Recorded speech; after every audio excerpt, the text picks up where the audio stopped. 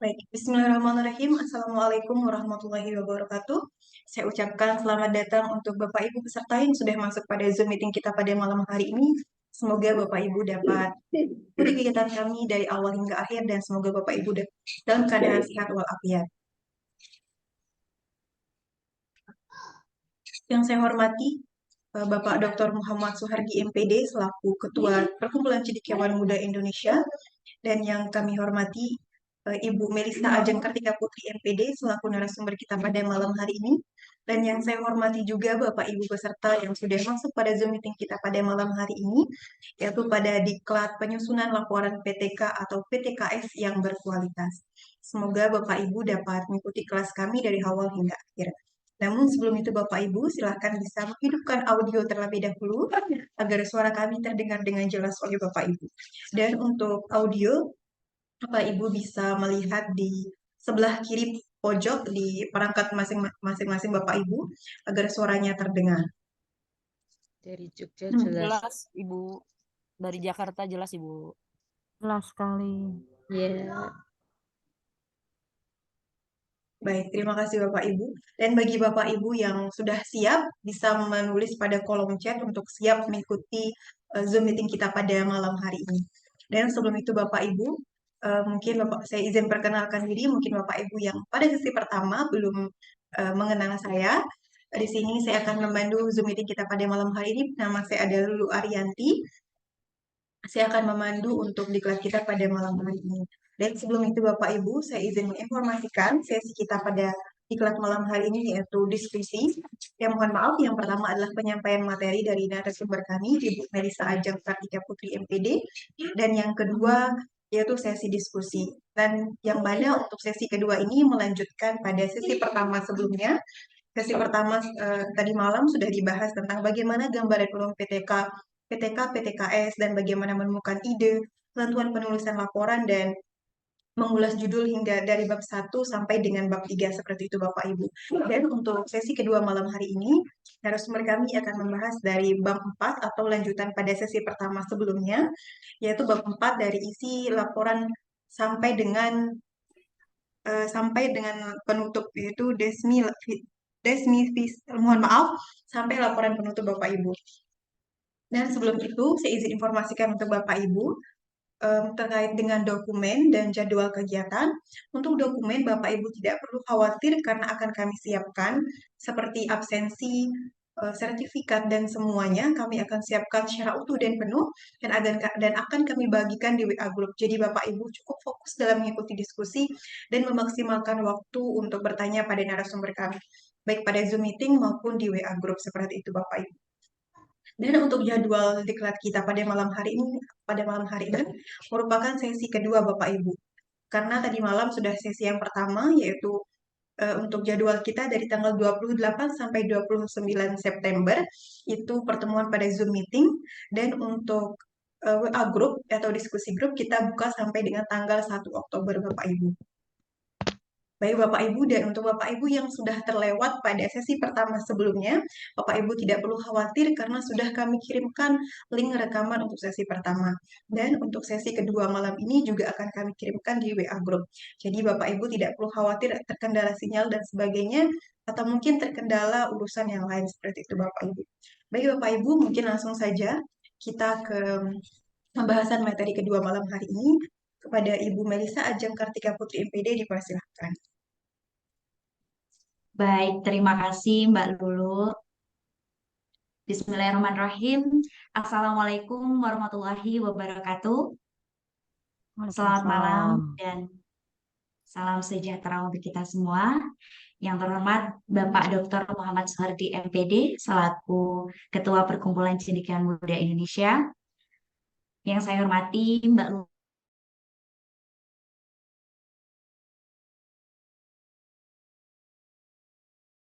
Mohon maaf Bapak Ibu. Baik, sudah. Sudah Ibu. Oh, tidak bisa sebentar.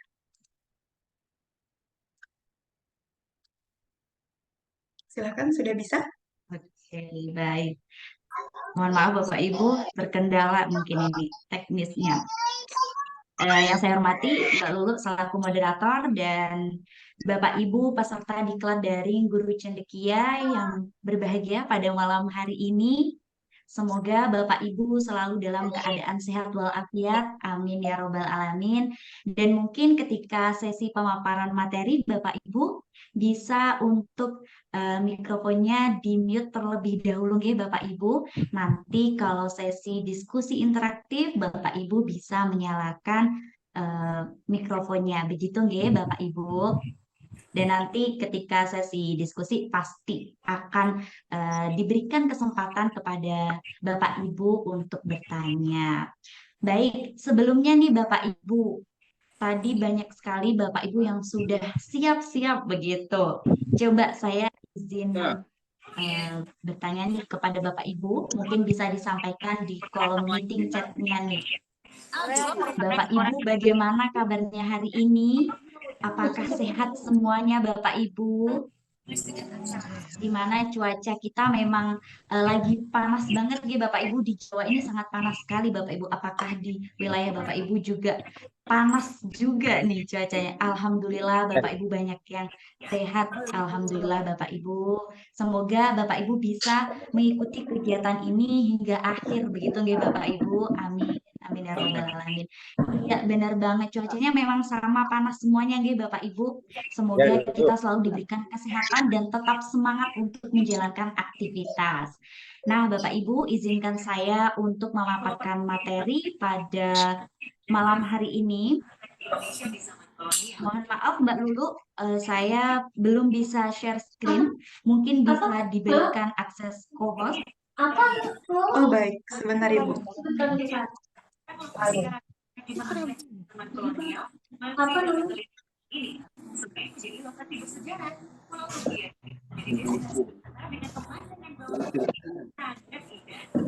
Baik, sudah Ibu. Oke, baik. Terima kasih.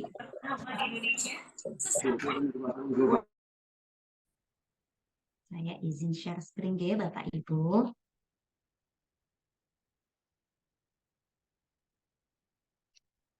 Oke.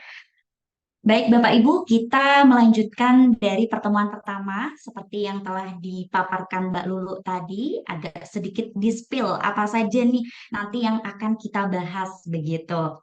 Nah, sebelum kita membahas lebih lanjut Bapak Ibu, mungkin di diskusi interaktif kita pada malam hari kemarin begitu, malam kemarin dan juga diskusi interaktif pagi sangat luar biasa sekali antusias Bapak Ibu. Mungkin kita bisa recall terlebih dahulu nggih Bapak Ibu agar Bapak Ibu ini bisa menangkap apa saja sih dari konsep-konsep PTK atau PTS yang ada. Sebenarnya tidak perlu dibuat pusing Bapak Ibu nggih. Di mana yang pertama kemarin ada pertanyaan dari Ibu Mei, sepertinya begitu namanya, saya sedikit lupa Bapak Ibu, Mirna atau siapa begitu. Sesi pertama yang bertanya terkait penelitian tindakan ini begitu masuk kepada ranah kualitatif atau kuantitatif kah begitu. Nah, Bapak Ibu, saya waktu kemarin memaparkan bahwasanya ada nih teori yang menyatakan bahwasanya action research is a qualitative method. Nah, ada yang mengatakan bahwasanya ini termasuk ke dalam ranahnya kualitatif karena data-data di sana banyak disajikan secara kualitatif. Akan tetapi Bapak Ibu, juga ada buku-buku yang menjelaskan bahwasanya penelitian tindakan ini tidak bisa kita masukkan ke ranah kualitatif ataupun kuantitatif. Dikarenakan penelitian tindakan yang kita bahas kali ini analisisnya bisa kualitatif, bisa juga kuantitatif. Kuantitatif boleh dengan cara statistik seperti yang Bapak Ibu ketahui, tetapi tidak perlu serumit itu Bapak Ibu. Kalau ada yang mudah, kenapa toh harus yang susah begitu nggih Bapak Ibu? Jadi tidak perlu lagi Bapak Ibu mikir analisis kuantitatifnya seperti apa ya Mbak begitu. Silakan bisa disesuaikan dengan permasalahan Bapak Ibu begitu. Dan nanti terkait data-data yang sudah Bapak Ibu sajikan secara kuantitatif bisa Bapak Ibu deskripsikan juga. Kemudian yang kedua, karena PTK ini benar-benar bukan penelitian eksperimen, yang mana kita ketahui Bapak Ibu, kalau penelitian eksperimen itu nantinya ada metode nih, ada model nih, kemudian diujikan begitu untuk melihat pengaruhnya. Sedangkan PTK benar-benar fokus kita pada praktek atau pembelajaran untuk ditingkatkan atau diperbaiki, sehingga tidak ada yang namanya hipotesis karena tidak menguji yang namanya hipotesis. Kemudian PTK atau PTS yang kemarin juga sempat ditanyakan juga, dan mungkin pertanyaan dari Bapak Ibu yang ada di diskusi interaktif melalui Zoom meeting juga di WhatsApp group itu mewakili Bapak Ibu yang ada di sini. Kadang masih membingungkan, apakah harus ada uji validitas ya Mbak? Apakah harus uji reliabilitas? Jawabannya adalah tidak perlu Bapak Ibu dan tidak wajib juga. Silahkan Bapak Ibu bisa menguji validitas tersebut secara mandiri. Di mana untuk instrumen yang Bapak Ibu buat begitu, pastikan memang sudah sesuai dengan apa yang akan nanti Bapak Ibu ukur atau akan Bapak Ibu capai. Sehingga terkait uji validitas dan reliabilitas itu tidak perlu Bapak Ibu. Dan yang keempat, tindakan Bapak Ibu. Sekali lagi tindakan ini tidak boleh berubah. Tidak seperti pada penelitian-penelitian yang kita ketahui ya Bapak Ibu mungkin di waktu perguruan tinggi ada yang namanya penelitian eksperimen, penelitian korelasional atau penelitian yang lainnya begitu, di mana tindakan-tindakan di PTK ini benar-benar berbeda dari penelitian yang lainnya. Tidak boleh berubah. Lah berarti diulang dong Mbak, begitu. Enggak Bapak Ibu. Jadi tetap Bapak Ibu antara tindakan di siklus 1 dengan tindakan di siklus 2 tentunya sama, tidak berubah. Nah, apa yang boleh berubah? Yang boleh berubah adalah materinya. Materi boleh berubah dari siklus 1 ke siklus berikutnya, tetapi jika tidak berubah, ya tetap diperbolehkan. Jadi sebenarnya PTK ini dibuat sesimpel mungkin, diberikan keleluasaan atau kebebasan bagi Bapak Ibu sendirilah sebagai peneliti juga pengajar untuk mengatur penelitian Bapak Ibu. Kemudian tindakan tersebut yang seperti apa ya Mbak? Banyak sekali yang bertanya, apakah model ini ya Mbak? Model A atau model B ya Mbak? Apakah model A bisa meningkatkan keterampilan menulis siswa atau keterampilan menulis eh, cerita begitu? Nah, untuk hal tersebut Bapak Ibu terkait tindakan bisa Bapak Ibu kaji dari teori-teori yang sudah ada dan hasil penelitian yang relevan. Kemudian tindakan tersebut memang diyakini oleh Bapak Ibu lebih baik dari yang biasa dilakukan. Seperti itu. Dan terkait rumusan judul PTK atau PTS ini memang diatur ya Bapak Ibu. Diaturlah kok, diatur-atur ya Mbak. Enggak Bapak Ibu, ada aturannya. Aturannya gimana? Disesuaikan dengan kaidah yang ada.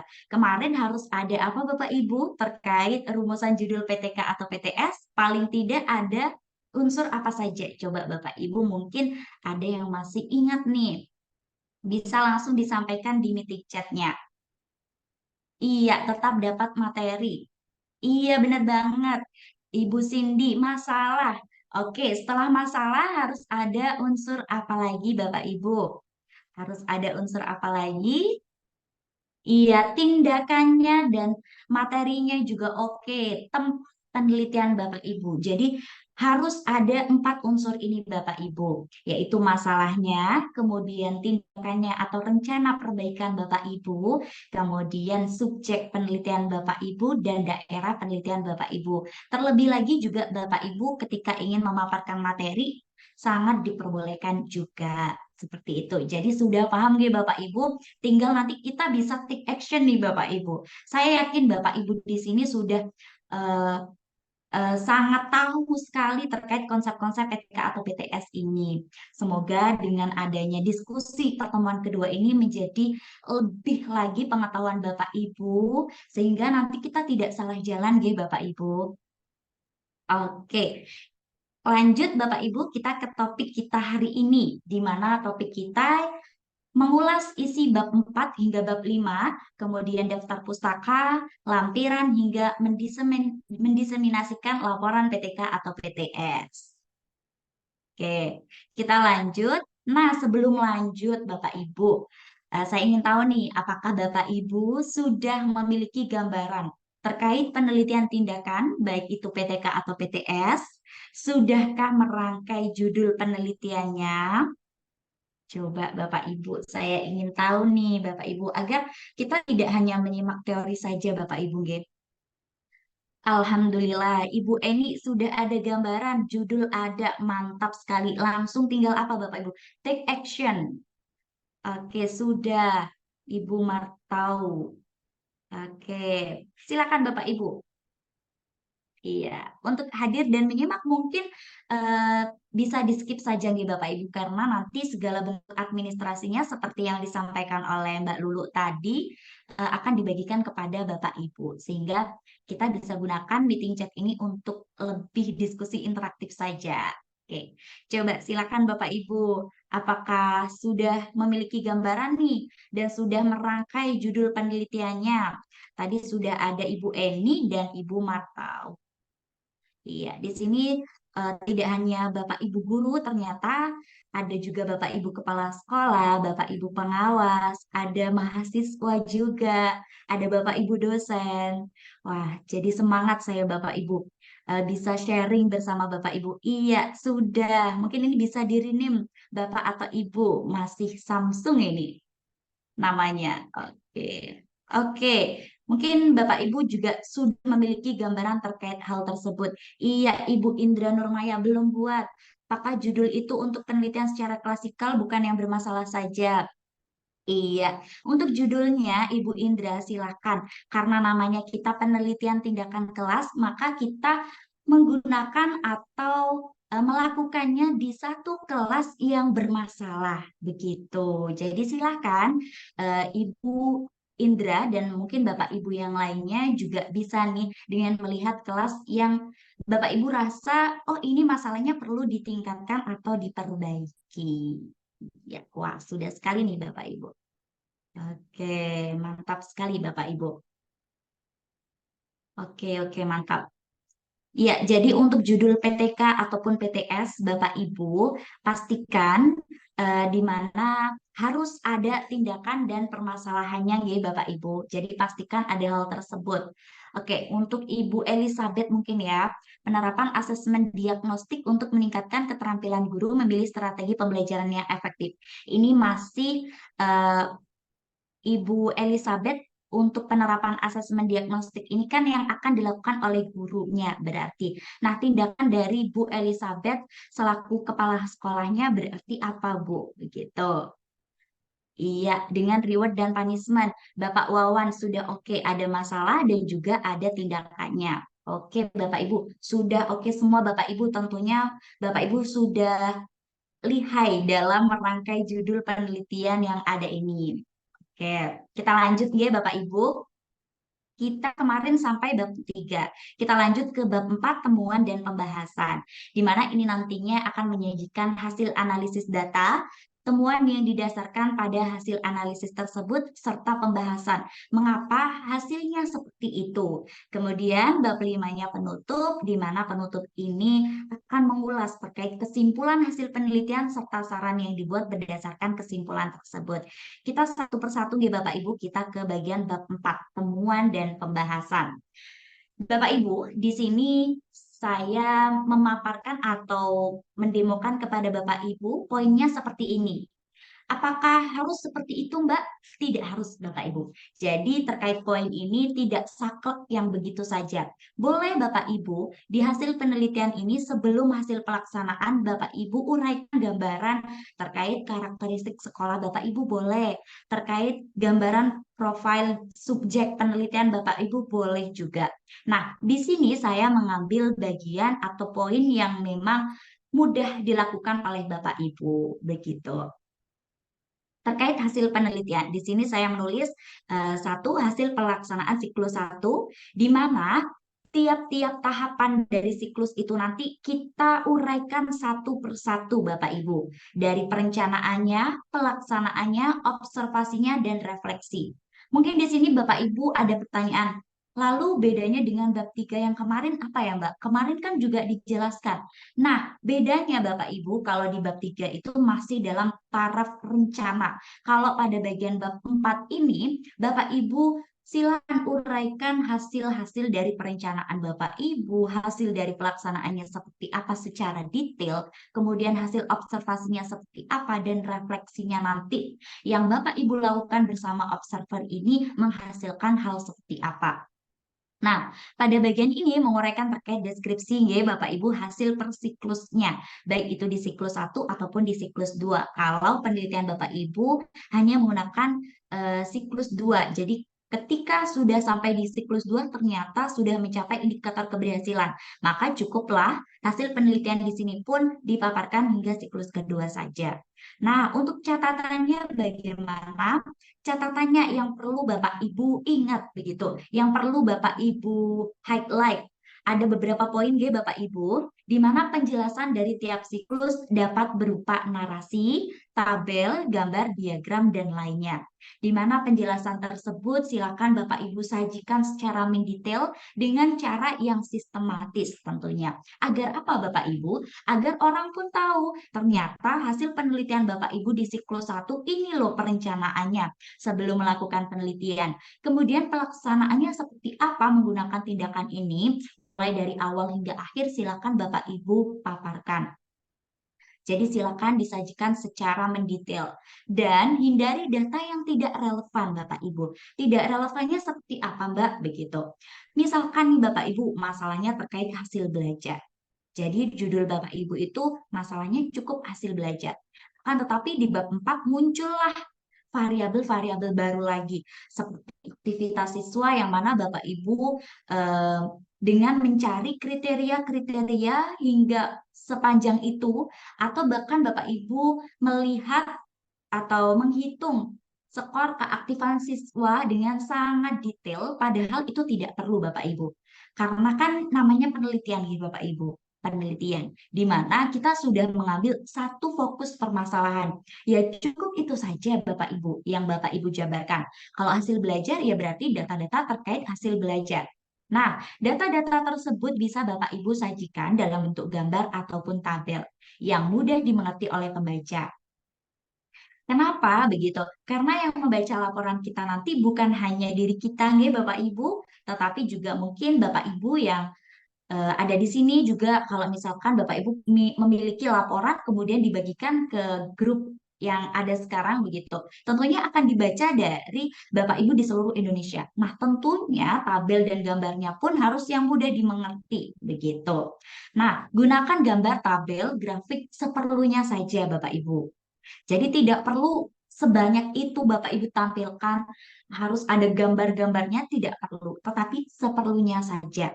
Nah, gambar, tabel ataupun grafik itu perlu nantinya diberi penjelasan secara singkat.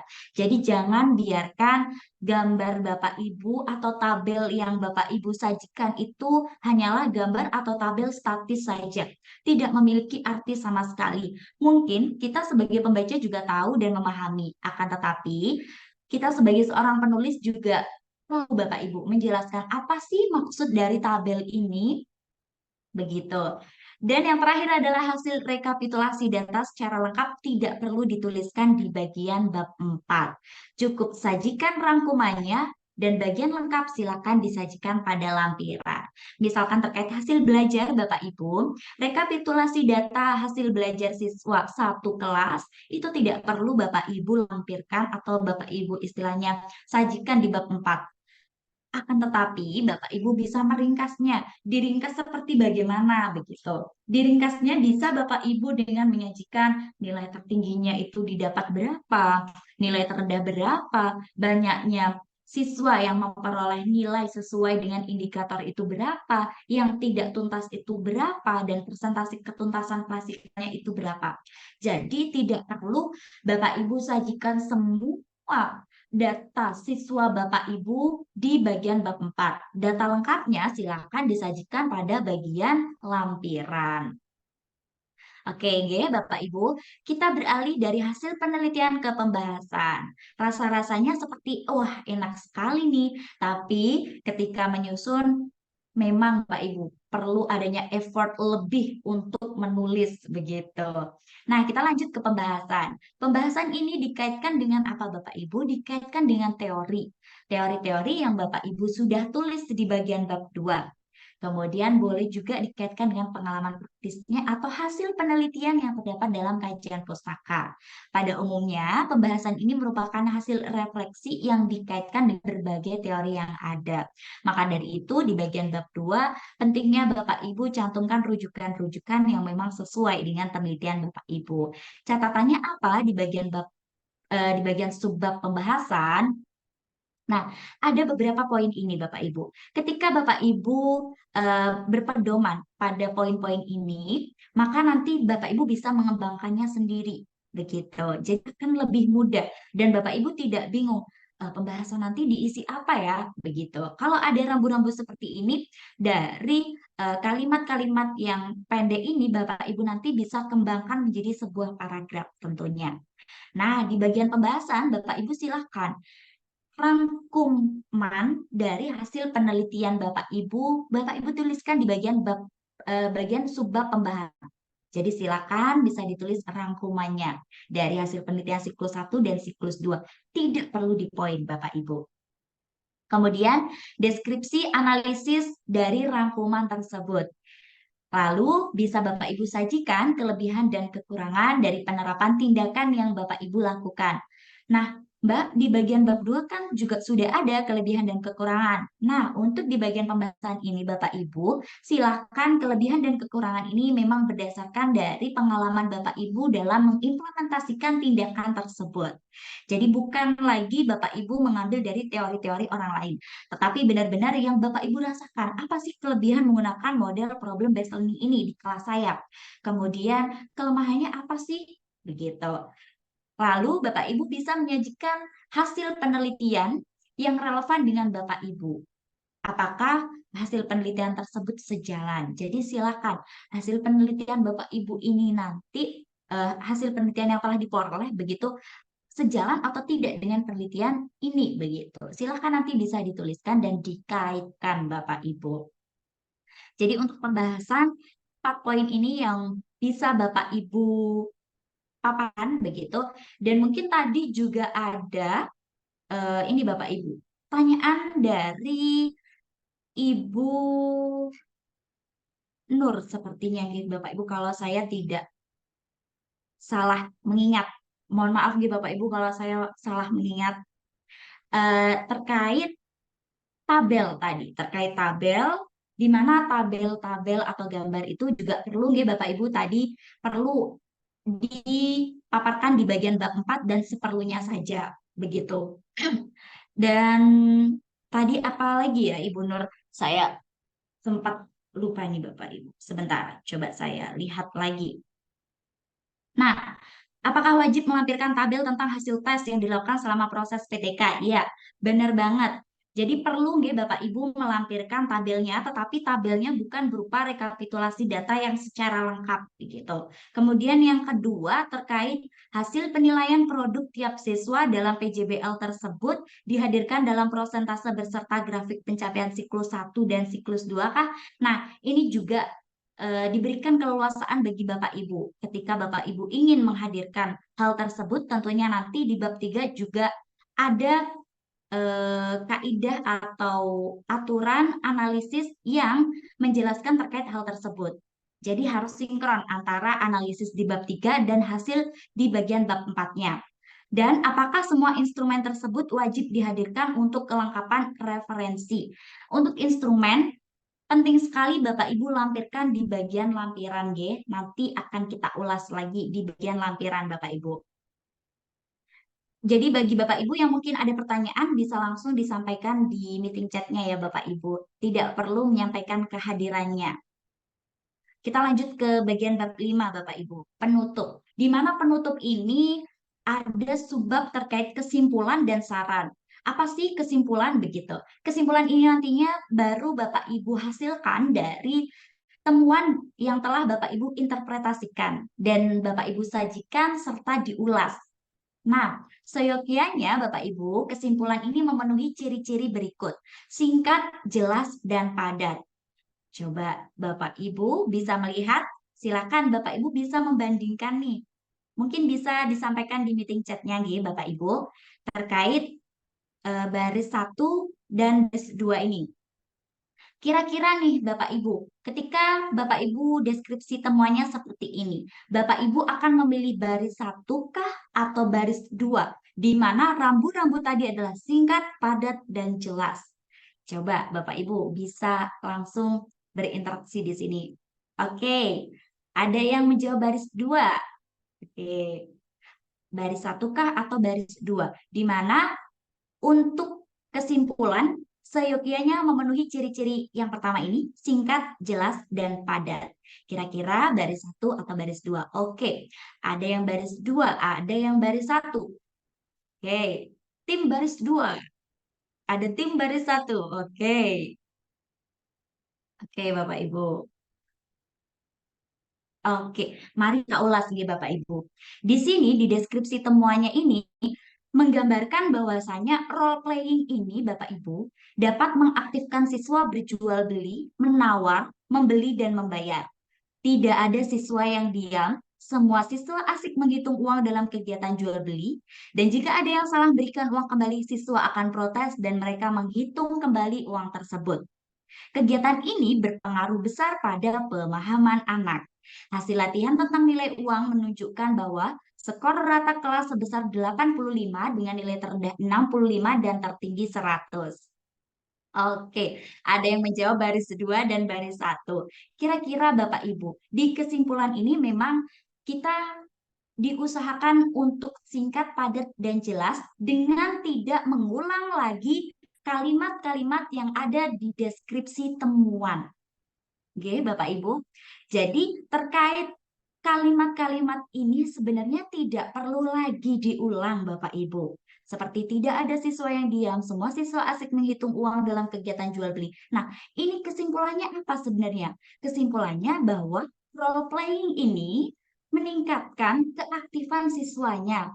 Dan apa Bapak Ibu? Dan pemahaman anak, pemahaman siswanya, di mana ini bisa dilihat dari skor rata kelas sebesar 85. Jadi Bapak Ibu, terkait baris kedua ini mengapa kok tidak disarankan untuk menjadikan sebuah kesimpulan? Karena Bapak Ibu perlu dihindari. Kesimpulan ini bukan menulis kembali, menulis ulang dari yang ada di deskripsi temuan. Tetapi Bapak Ibu silakan bisa menyimpulkan dari deskripsi temuan yang ada ini. Maksudnya gimana? Kesimpulannya gimana? Begitu. Jadi untuk deskripsi temuan yang ini Bapak Ibu, kita pilih yang baris 1. Oke. Terus Bapak Ibu, ciri-ciri selanjutnya adalah harus sesuai dengan uraian pada bab 4. Seperti apa itu ya Bapak Ibu? Harus sesuai. Nah, Bapak Ibu bisa lihat di sini deskripsi temuannya sama, bisa Bapak Ibu baca terlebih dahulu. Nanti Bapak Ibu tim baris 1 atau tim baris 2.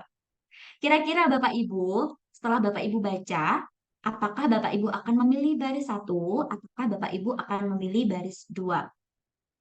Di sini deskripsi temuannya mengatakan bahwasanya model problem based learning ini Bapak Ibu di siklus pertama jumlah siswa yang menjawab pertanyaan dengan benar hanya 10 siswa dan pada siklus kedua jumlah siswa yang menjawab pertanyaan dengan benar ada 12 siswa. Sedangkan pada siklus ketiga jumlah tersebut menjadi 17 siswa dari 30. Oke, baris 1 ini Bapak Ibu maksudnya. Baris ini Bapak Ibu, baris 1. Ini baris 2 sebentar. Saya akan ini baris 1. Ini segini ini Bapak Ibu. Oh my God, jelek banget ya Bapak Ibu. Baris 1. Kemudian, oke. Ini baris 2. Oke. Coba Bapak Ibu. Mana nih kiranya? Mungkin saya hapus dulu. Clear all drawing biar bisa terbaca. Oke, ada yang tim baris 1. Ada yang tim baris 2. Oke. Iya. Tadi apa Bapak Ibu? Terkait ciri-cirinya adalah harus apa Bapak Ibu? Harus sesuai dengan uraian pada bab 4. Harus sesuai dengan deskripsi temuannya Bapak Ibu. Oke. Coba dibaca ulang Bapak Ibu. Baris 1 kah atau baris 2? Iya. Keren sekali nih Bapak Ibu. Antusias banget. Oke. Kita bahas ya Bapak Ibu. Oke. Kita bahas. Coba Bapak Ibu perhatikan. Dalam pelajaran IPS menggunakan model problem based learning, pada siklus pertama jumlah siswa yang menjawab pertanyaan dengan benar hanya 10 siswa. Pada siklus kedua, jumlah siswa yang menjawab pertanyaan dengan benar ada 12 siswa. Berarti ini membahas terkait apa, Bapak Ibu? Menjawab pertanyaan. Oke. Kemudian, pada siklus ketiga jumlah tersebut menjadi 17 siswa dari 30. Nah, kesimpulannya apakah kita pilih baris 1 ini ataukah baris 2 ini? Coba kita baca baris yang pertama ya Bapak Ibu. Iya, baris 2 kok ada astronominya. Benar sekali Ibu Eni. Nah, sudah mulai paham nih. Coba kita ulas ke yang baris pertama ya Bapak Ibu. Berdasarkan hasil dan pembahasan, maka kesimpulan penelitian ini dengan menggunakan model problem based learning dapat membuat siswa menjawab pertanyaan dengan benar. Hal ini dapat dilihat dari peningkatan siswa dalam menjawab pertanyaan dengan benar. Sedangkan baris kedua, Bapak Ibu, siswa dapat memahami manfaat letak astronomis. Lah, mana ini Bapak Ibu? Tidak ada Bapak Ibu. Jadi ini yang dimaksud harus sesuai dengan deskripsi temuannya. Begitu nggih Bapak Ibu. Semoga dapat dipahami. Kemudian kita lanjut Bapak Ibu. Kita lanjut, dibuat sesuai dengan tujuan perbaikan atau rumusan masalah. Jadi memang harus sinkron dengan rumusan masalah Bapak Ibu. Kalau misalkan rumusan masalah Bapak Ibu itu ada 2 nanti, maka kesimpulannya pun nanti juga harus ada 2 poin Bapak Ibu. Kalau 1 berarti ya cukup 1 paragraf saja. Nah, ini terkait kemampuan menulis puisi siswa yang dapat meningkat setelah menggunakan metode picture and picture. Minimal 80% siswa mampu menulis puisi dengan kreativitas berupa pemilihan diksi dan penyesuaian tata bahasa. Coba Bapak Ibu, ini mana yang sesuai? Di mana kita di sini bahasanya terkait kreativitas dalam menulis puisi. Bapak Ibu baris 1 atau baris 2? Oke, Bapak Ibu iya. Baris 1 atau baris 2. Harus sesuai Bapak Ibu, tidak lagi ada variabel-variabel baru. Iya benar banget Bapak Ibu. Jadi baris 1, kenapa kok nggak baris 2 Mbak? Begitu. Kenapa Bapak Ibu? Karena di sini tiba-tiba kok muncul hasil belajar. Padahal di sini adalah kemampuan menulis puisi. Begitu Bapak Ibu. Terkait pembuatan kesimpulan. Jadi harus ada yang Bapak Ibu jadikan pedoman, harus singkat, padat, dan jelas, kemudian harus sesuai dengan deskripsi temuan Bapak Ibu, kemudian sesuai dengan rumusan masalah atau tujuan perbaikan Bapak Ibu. Nah, langkah-langkahnya seperti apa, Mbak? Langkahnya yang pertama, Bapak Ibu. Cermati, Bapak Ibu, tujuan perbaikan yang telah Bapak Ibu buat. Rumusan masalah yang Bapak Ibu telah susun di bagian bab 1. Misalkan, tujuan perbaikannya adalah guru mampu meningkatkan keaktifan siswa melalui kerja kelompok, kemudian rumusan masalah kedua atau tujuan perbaikan kedua terkait melalui kerja kelompok, siswa mampu menemukan alternatif pemecahan masalah. Nah, jadi ada 2 tujuan perbaikan. Langkah berikutnya, Bapak Ibu, setelah Bapak Ibu cermati tujuan perbaikannya, Bapak Ibu silakan membuat deskripsi temuannya. Tentunya Bapak Ibu menyusun bab 4 berarti ini nggih Bapak Ibu. Setelah Bapak Ibu susun nih deskripsi temuan yang ada, harus sesuai Bapak Ibu. Kalau di sini membahas meningkatkan keaktifan siswa, berarti di sini juga membahas keaktifan siswa juga. Kalau di sini terkait alternatif pemecahan masalah, berarti deskripsi temuannya terkait alternatif pemecahan masalah. Setelah Bapak Ibu mendeskripsikan temuan-temuan tersebut, apa yang Bapak Ibu lakukan? Yang Bapak Ibu lakukan, silahkan ikhtisarkan deskripsi temuan yang Bapak Ibu susun.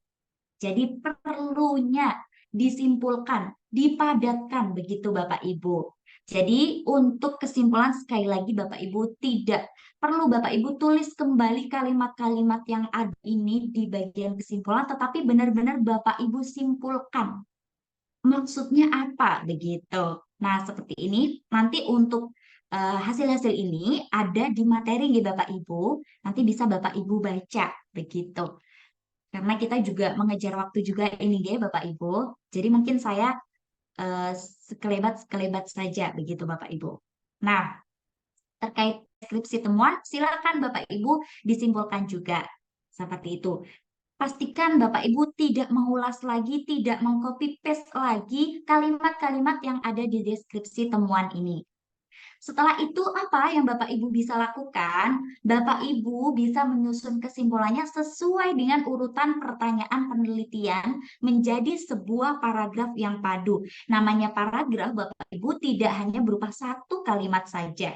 Akan tetapi minimal kemarin paragrafnya 3 kalimat Bapak Ibu. Silakan. Jadi Bapak Ibu bisa susun kesimpulan itu menjadi sebuah paragraf yang padu. Begitu untuk langkah-langkah menulis kesimpulan. Kita lanjut ya Bapak Ibu ke bagian saran.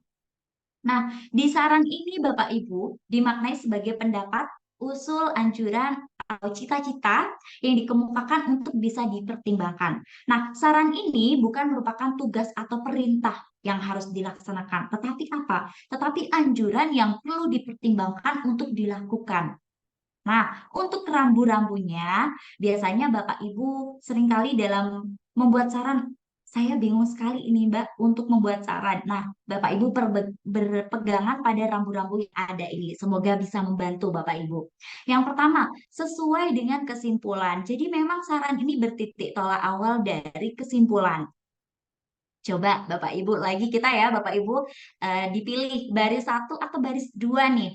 Di mana kesimpulannya terkait kerja kelompok ini belum mengaktifkan semua siswa, hanya sekitar 60% siswa yang aktif. Kemudian penyebab hal tersebut dikarenakan tindakan guru belum mendorong siswa untuk aktif. Kesimpulannya ini. Maka saran yang tepat nantinya ketika Bapak Ibu menjadi seorang peneliti dan menulis laporan, Bapak Ibu akan memilih baris 1 atau baris 2. Coba bisa Bapak Ibu cermati. Oke, ada yang baris 2, ada yang baris 1. Oke, Bapak Ibu. Tidak ada yang salah Bapak Ibu dengan saran ini begitu. Kalau kita lihat begitu nggih. Oke. Oke. Ada yang baris 1. Oke. Wah, tim baris 1 banyak ya Bapak Ibu. Oke, kita bahas Bapak Ibu. Nah, Bapak Ibu coba diperhatikan saran yang pertama dengan saran yang kedua. Kalau Bapak Ibu lihat nih, saran yang kedua, pembelajaran yang aktif dan kreatif perlu diterapkan oleh semua guru. Bapak Ibu tidak melakukan penelitian pun bisa membuat saran seperti ini. Karena saran ini terlalu umum Bapak Ibu, tidak bertitik tolak dari kesimpulan yang ada.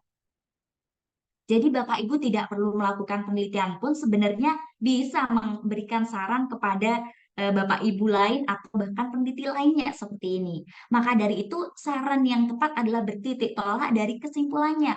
Karena di sini dijelaskan Bapak Ibu bahwasanya penyebab hal tersebut dikarenakan tindakan guru belum mendorong siswa untuk aktif. Maka saran untuk guru yang akan selanjutnya melakukan penelitian adalah dalam mengelola kegiatan kelompok, guru hendaknya memantau setiap kelompok dan mendorong siswa yang kurang aktif agar ikut berpartisipasi. Di samping itu, ketua kelompok harus dilatih melibatkan semua anggota kelompoknya. Begitu Bapak Ibu.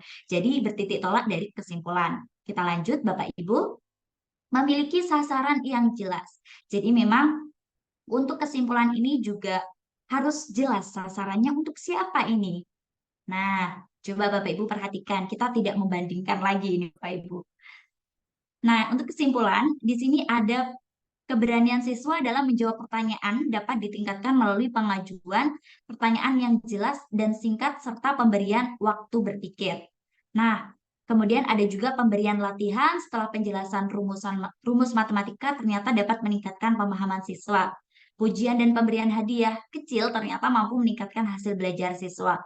Sehubungan dengan kesimpulan ini, guru disarankan agar pertama karena terkait ini tadi apa Bapak Ibu pengajuan pertanyaan, maka guru disarankan untuk menuliskan pertanyaan yang akan diajukan dalam rencana pembelajaran. Kemudian terkait latihan, guru bisa memberikan latihan penerapan rumus pada akhir penjelasan. Dan terkait pujian dan pemberian hadiah kecil, disarankan guru sewaktu-waktu dapat memberikan pujian dan hadiah kecil kepada siswa yang menunjukkan prestasinya atau hasil belajarnya. Begitu.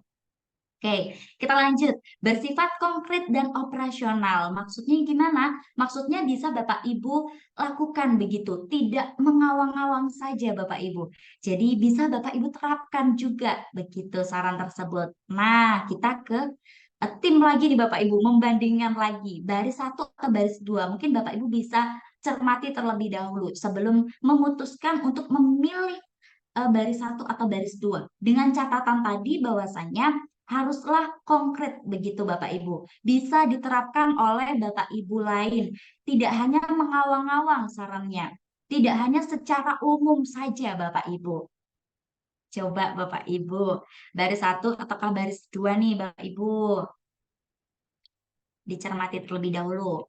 Saya tunggu Bapak Ibu. Oke, sudah ada yang Oke, Bapak Darmadi, Ibu Cynthia, Ibu Widya, baris 1. Wah, tim baris 1 ini. Mantap. Oke, baris 1, Ibu Martau, Ibu Ayu. Oke. Wah, baris 1 semua ini Bapak Ibu. Sudah semakin paham Bapak Ibu, nggih? Masya Allah. Langsung take action berarti nggih Bapak Ibu? Oke, benar banget Bapak Ibu. Baris 1. Kenapa Mbak kok nggak baris 2? Nggak ada yang salah sebenarnya Bapak Ibu dengan baris 1 atau baris kedua ini. Akan tetapi, kita ketika memberikan saran juga harus yang konkret Bapak Ibu. Di mana saran tersebut bisa langsung dilakukan oleh peneliti lain atau rekan sejawat Bapak Ibu. Di mana kalau baris 2 Bapak Ibu, dalam mengajar guru terampil bertanya. Lah, gimana Bapak Ibu terampil bertanyanya? Caranya gimana? Nah, di sini di baris 1 dijelaskan, guru disarankan agar menuliskan pertanyaan yang akan diajukan dalam rencana pembelajaran. Kemudian memberikan latihan penerapan rumus pada akhir penjelasan. Terkait pujian dan hadiah pun juga dijelaskan di sini Bapak Ibu, tidak hanya guru harus terampil memberi pujian dan hadiah kepada siswa. Kepada siswa yang seperti apa? Nah, di sini juga dijelaskan. Jadi seperti itu Bapak Ibu. Kemudian mempertimbangkan metodologi serta bidang studi yang diajarkan. Terkait hal ini, biasanya saran ini juga untuk Bapak Ibu, rekan sejawat Bapak Ibu yang mungkin bisa melakukan tindakan yang sama dengan kita, dengan direplikasi, dilakukan pengulangan yang sama, dengan kelas atau mata pelajaran yang berbeda. Begitu Bapak Ibu. Kita lanjut. Tips dan trik penulisan sarannya. Pertama, harus sesuai dengan kesimpulan nih Bapak Ibu. Karena tadi titik tolak awalnya adalah kesimpulan, maka cermati kesimpulan yang sudah dibuat. Lalu pikirkan, apa ya yang dapat ditindaklanjuti dari kesimpulan yang telah saya buat. Kedua, tentukan kepada siapa saran itu akan ditujukan. Jadi sasarannya harus jelas. Meskipun umumnya saran tindak lanjut hasil PTK itu ditujukan pada guru, namun ada kalanya Bapak Ibu, guru memandang sekolah juga perlu membantu. Jadi bisa juga sarannya tidak hanya pada guru, tapi kepada sekolah. Nah, ketiga, tulis saran dengan kalimat yang tegas dan lugas sehingga mudah dipahami dan menarik untuk dicobakan. Jadi tidak hanya secara umum, tetapi memang benar-benar nanti yang membaca laporan Bapak Ibu itu bisa menerapkan saran yang telah Bapak Ibu tuliskan. Seperti itu. Oke, kita ke daftar pustaka. Setelah dari bab 5 kesimpulan, kita lanjut ke daftar pustaka. Daftar pustaka ini memuat semua sumber yang digunakan, baik itu undang-undang, buku, atau hasil penelitian yang relevan, yang mana disusun secara alfabetis, Bapak Ibu. Nah, gaya penulisan umumnya itu menggunakan American Psychology Association. Nah, Bapak Ibu bisa menggunakan APA, di mana untuk aturannya seperti apa, tentunya Bapak Ibu sudah familiar sekali dan lihai sekali tentunya Bapak Ibu. Saya yakin banget nih. Nih, untuk buku author sama dengan penerbit, maksudnya pengarangnya atau penulisnya itu ternyata bukan nama orang Bapak Ibu, tetapi bisa tim atau bisa sama dengan nama penerbitnya, ya silakan Bapak Ibu langsung ditulis saja, misalkan American Psychological Association, bisa ditulis seperti ini. Tidak perlu ditulis nama bagian belakang terlebih dahulu, koma, tidak perlu seperti itu. Kalau buku tersebut autornya sama dengan penerbitnya. Nah, kemudian dilanjutkan tahun dan nama buku tersebut dan di italik Bapak Ibu, kota terbitnya, kemudian penerbitnya. Kemudian kalau e-book juga sama sebenarnya Bapak Ibu, nama terlebih dahulu, namanya yang seperti apa Mbak? Nama bagian belakang terlebih dahulu, kemudian koma, nama depan atau nama tengah, tapi dalam bentuk inisialnya, kemudian dilanjutkan dengan tahunnya, judul bukunya. Kalau misalkan tidak ada di situ penerbitnya atau kota terbitnya, silakan Bapak Ibu bisa cantumkan juga websitenya. Kalau buku dengan satu pengarang, silakan Bapak Ibu bisa ini Bapak Ibu tulis namanya, kemudian tahunnya, judul bukunya, kemudian di sini ada kota terbitnya dan penerbitnya. Buku yang diterjemahkan pun juga sama Bapak Ibu. Buku dua pengarang misalkan. Buku dua pengarang pun juga sama, nama penulis pertama dan nama penulis kedua, nama bagian belakang ditulis terlebih dahulu, kemudian inisial nama depan dan nama tengahnya, dilanjutkan tahun, kemudian judul bukunya, kota, dan penerbitnya. Kalau artikel Mbak, bagaimana artikel? Silakan. Kalau tadi kan yang di italik adalah judul bukunya ya Bapak Ibu. Kalau di artikel bukan judul artikelnya, tetapi jenis jurnalnya. Jadi nama jurnalnya. Kalau ini nama jurnalnya The Southeast Asian Journal of English Language Studies. Jadi ini yang di italik. Untuk judul artikelnya tidak di italik. Kemudian artikel jurnal 3 atau lebih pengarang bisa ditulis semua namanya atau bisa juga ditulis DKK saja. Seperti ini. Bisa Bapak Ibu pilih. Kemudian dilanjutkan tahun, judul artikelnya, dan jenis atau nama jurnalnya. Cakrawala Pendidikan. Ini yang perlu diitalik. Nah, 371 kemudian 110 itu apa Mbak? Ini adalah volume dan isu, kemudian ini adalah halamannya.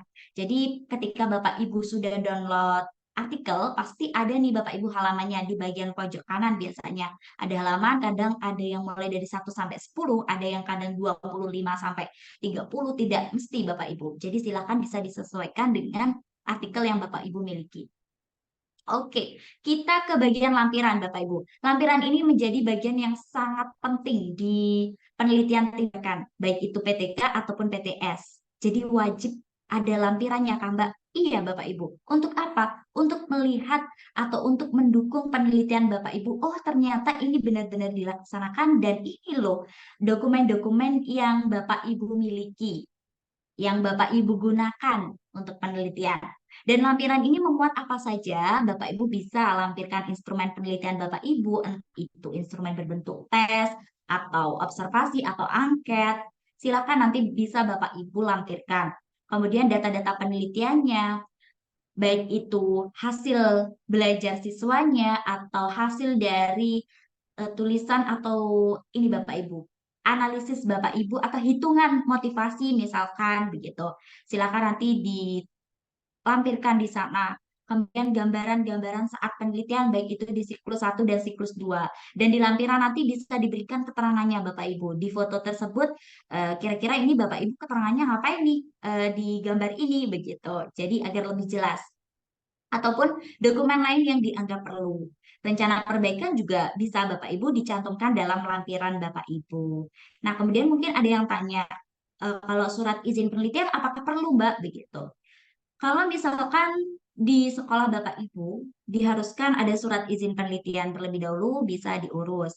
Kalau misalkan untuk kenaikan pangkat begitu Bapak Ibu, kalau di sekolah Bapak Ibu harus nih ada surat izinnya ya silahkan Bapak Ibu bisa langsung mengurus surat izin tersebut. Kemudian mungkin terkait daftar hadir penelitian bisa Bapak Ibu lampirkan juga.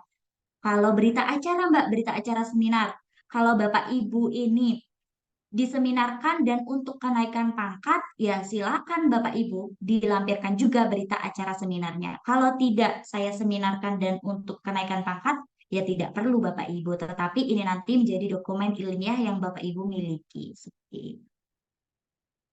Oke, Bapak Ibu, kita sudah sampai pada bagian diseminasi laporan. Apa sih sebenarnya diseminasi gitu? Diseminasi tentunya secara harfiah yang berarti menyebarluaskan. Tentunya menyebarluaskan ini tidak hanya disebarkan terus sudah begitu saja, tidak ada tindak lanjutnya, tetapi tidak seperti itu. Ketika Bapak Ibu menyebarluaskan, harapannya ada tindak lanjutnya lagi. Tidak lanjut dari penelitian tersebut. Mungkin Bapak Ibu memiliki gambaran seperti ini. Kalau kita tahu nih Bapak Ibu, berita terkait COVID-19 yang sudah tersebar luas di media sosial, maka tindak lanjut dari kita apa Bapak Ibu? Tindak lanjut dari kita adalah merasa aware terhadap diri kita. Kita melindungi diri kita. Seperti kita membeli masker, mengenakan masker, kemudian mempersiapkan hand sanitizer kemana-mana, menjaga jarak dengan orang. Nah, itu maksud dari tindak lanjut.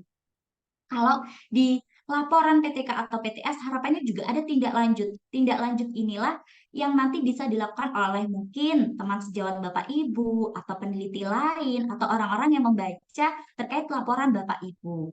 Nah, siapa sih sebenarnya sasaran diseminasi ini? Secara umum terbatas pada guru dan pihak-pihak yang terkait dengan pendidikan, baik itu kepala sekolah, pengawas, praktisi pendidikan, atau bahkan juga mahasiswa juga bisa mendiseminasikan laporan PTK ataupun PTS-nya. Jadi tidak menutup kemungkinan mahasiswa bisa untuk melakukan diseminasi.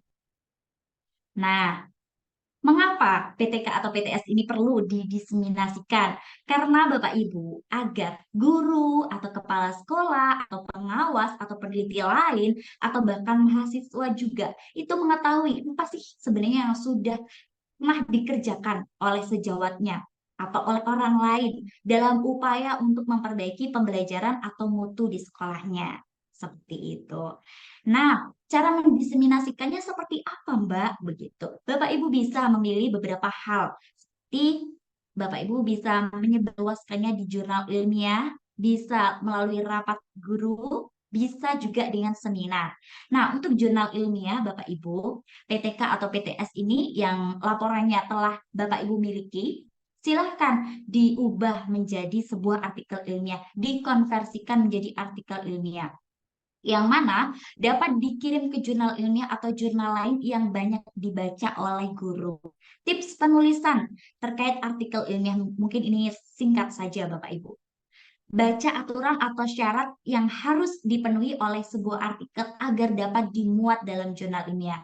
Tentunya kita harus memahami aturan-aturan yang diberikan oleh jurnal tempat kita mempublikasikan artikel tersebut. Terkait bahasan ini mungkin next time begitu Bapak Ibu kita bisa mengulas bagaimana sebenarnya Bapak Ibu bisa nantinya menghasilkan laporan PTK atau PTS, kemudian laporan tersebut bisa dikonversikan menjadi artikel, bisa juga menjadi sebuah buku. Nah, mungkin next game Bapak Ibu, semoga kita bisa bertemu lagi gitu.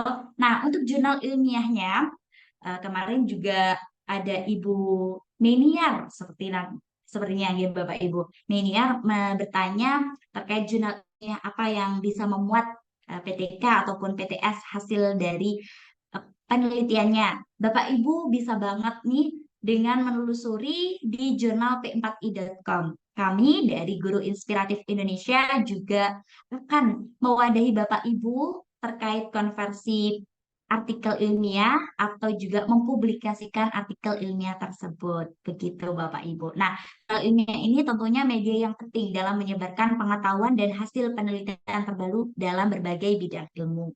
Sebagai peneliti, menerbitkan jurnal ilmiah ini merupakan langkah penting untuk berkontribusi pada perkembangan ataupun pemahaman dalam bidang tertentu. Jadi, silakan kalau Bapak Ibu sudah memiliki laporan penelitian tindakan kelas atau penelitian tindakan sekolah, bisa banget Bapak Ibu konversikan menjadi artikel ilmiah dengan mematuhi aturan-aturan yang berada di jurnal tersebut. Kalau di jurnal P4I berarti Bapak Ibu silakan sesuaikan dengan aturan-aturan yang ada di jurnal kami begitu.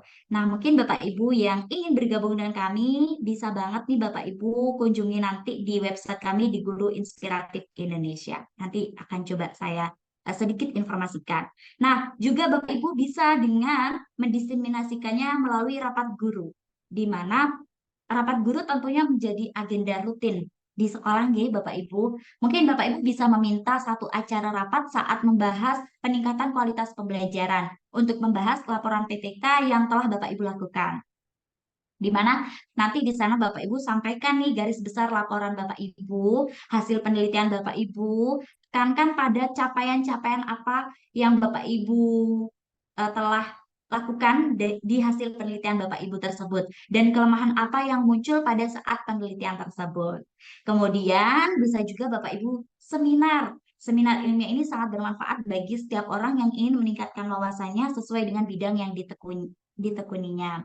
Di mana seminar ini mungkin bagi Bapak Ibu yang ingin naik pangkat atau meningkatkan angka kredit begitu nih Bapak Ibu. Untuk mencari angka kredit nih Bapak Ibu sudah ada aturan terkait seminar penelitian tindakan kelas atau penelitian tindakan sekolah yang diatur di buku 4.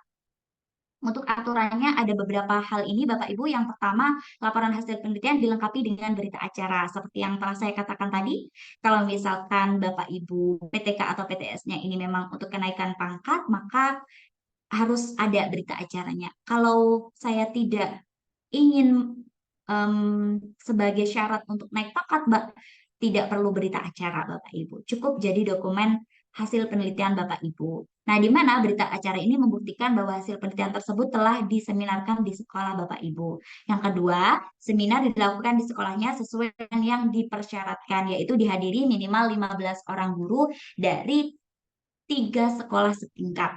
Jadi kalau SD ya berarti harus sekolah setingkatnya SD begitu Bapak Ibu. 15 orang guru dari 3 SD berarti. Syarat tidak berlaku untuk sekolah di daerah terpencil atau khusus. Kemudian berita acara berisi keterangan waktu, tempat peserta, notulen seminar, dan dilengkapi dengan daftar hadir peserta. Dan ditandatangani oleh Ketua Panitia Seminar dan Kepala Sekolah. Kemudian yang keempat, semua bukti fisik memerlukan jaminan keaslian dari kepala sekolah dan surat keterangan dari kepala sekolah yang menyatakan bahwa kopi dari laporan penelitian telah disimpan di perpustakaan sekolah sebagai referensi. Ini untuk beberapa aturan-aturan yang ada. Yang mana ini telah diatur di buku 4. Mungkin antara daerah satu dengan daerah yang lain berbeda, silakan bisa disesuaikan dengan wilayah Bapak Ibu sendiri. Begitu Bapak Ibu. Mungkin itu Bapak Ibu di pertemuan pertama kita. Sebelumnya saya izin untuk memberikan informasi kepada Bapak Ibu. Mungkin Bapak Ibu di sini ingin nih untuk mendapatkan review intens begitu, karena di pertemuan kita ini Bapak Ibu mungkin saya tidak bisa mereview satu persatu nih Bapak Ibu. Silakan nanti Bapak Ibu bisa banget bergabung dengan kami di Guru Inspiratif Indonesia, di mana ada kelas kita Bapak Ibu di bulan Oktober.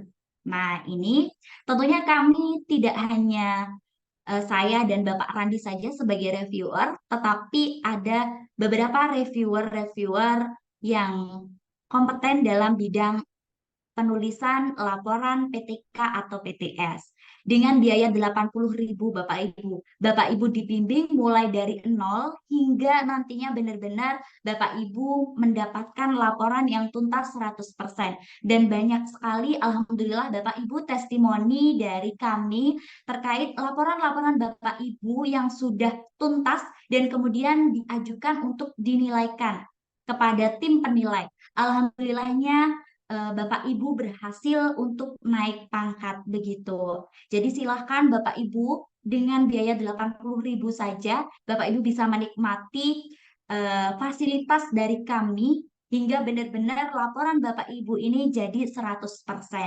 Karena kalau misalkan Bapak Ibu mungkin Bapak Ibu niat banget untuk menulis, tapi kalau tidak ada komunitasnya atau tidak ada ya saat menulis itu kadang rasa malas itu sangat besar Bapak Ibu. Nah, kalau ada komunitas seperti ini atau Bapak Ibu masuk grup begitu ya Bapak Ibu, ada Bapak Ibu dari wilayah A, wilayah B, wilayah C, Bapak Ibu akan lebih semangat nantinya di tengah-tengah kegiatan Bapak Ibu yang tentunya banyak sekali aktivitasnya. Nah, ini ya Bapak Ibu, atau Bapak Ibu kalau sudah memiliki laporan PTK atau PTS, kemudian Bapak Ibu ingin mempublikasikannya menjadi sebuah artikel ilmiah, bisa banget Bapak Ibu. Tentunya akan dibimbing oleh tim reviewer kami. Di sini Bapak Ibu, ada Bapak Muhammad Sumardi, juga ada Ibu Nonik juga, di mana hanya dengan biaya 250.000 juga Bapak Ibu akan menikmati benefit hingga tidak terhingga waktunya. Jadi unlimited kalau istilahnya sekarang Bapak Ibu, tanpa batas waktu hingga benar-benar nanti artikel Bapak Ibu ini dipublikasikan. Juga laporan itu bisa dibuat buku Bapak Ibu. Jadi kalau misalkan Bapak Ibu punya laporan PTK atau PTS, Bapak Ibu bisa menghasilkan 3 buah karya, di mana bisa dikonversikan menjadi buku ber-ISBN juga. Ada Bapak Hayat juga di sini Bapak Ibu, di mana hanya biaya 90.000 tanpa batas waktu juga. Jadi silakan Bapak Ibu bisa dimanfaatkan ini Bapak Ibu. Semoga nanti Bapak Ibu tidak hanya menerima teori-teori saja, tetapi Bapak Ibu bisa menghasilkan sebuah karya berupa laporan PTK atau PTS, berupa buku atau bahkan berupa artikel. Dari satu laporan saja Bapak Ibu sudah bisa membuat buku, bisa membuat artikel. Begitu Bapak Ibu. Mungkin untuk pertemuan kedua ini semoga bisa membantu Bapak Ibu terkait penyusunan PTK atau PTS yang berkualitas. Semoga juga bermanfaat bagi Bapak Ibu, dan harapan dari saya Bapak Ibu tidak hanya teori saja tetapi bisa langsung praktik nih Bapak Ibu. Jadi Bapak Ibu punya output berupa karya PTK atau PTS. Baik, mungkin itu Bapak Ibu. Saya mohon maaf apabila ada hal yang kurang berkenan tadi pada saat penyampaian materi atau cepat banget penyampaiannya. Saya mohon maaf Bapak Ibu. Saya kembalikan lagi kepada Mbak Lulu. Baik, terima kasih untuk narasumber kami pada malam hari ini, Ibu Melisa Ajeng Kartika Putri MPD. Baik, beliau sudah menjelaskan tadi tentang bagaimana penyusunan PTK atau PTKS, yaitu penelitian tindakan kelas dan penelitian tindakan sekolah seperti itu Bapak Ibu. Tadi sudah dibahas tentang dari bab 4 sampai dengan diseminasi laporan hingga akhir seperti itu. Dan untuk sesi kita yang selanjutnya yaitu tanya jawab, silahkan bagi Bapak Ibu yang ingin bertanya, bisa melakukan raise hand pada fitur Zoom Meeting Bapak Ibu dan menghidupkan videonya agar nanti bisa sekaligus berdiskusi dengan narasumber kami di Zoom Meeting. Silahkan bagi Bapak Ibu yang ingin melakukan diskusi dengan narasumber bisa langsung raise hand. Mohon maaf Bapak Ibu, di Zoom Meeting Bapak Ibu sudah ada fitur untuk raise hand, nanti akan kami persilahkan seperti itu. Dan bagi Bapak Ibu yang lain yang mungkin terkendala sinyal dan tidak bisa menghidupkan video, Bapak Ibu bisa bertanya pada kolom chat, nanti akan dijawab juga oleh narasumber kami. Baik, silahkan Bapak Ibu bisa melakukan raise hand bagi Bapak Ibu yang ingin bertanya. Dan Bapak Ibu juga bisa menulis pertanyaannya pada kolom chat seperti itu Bapak Ibu.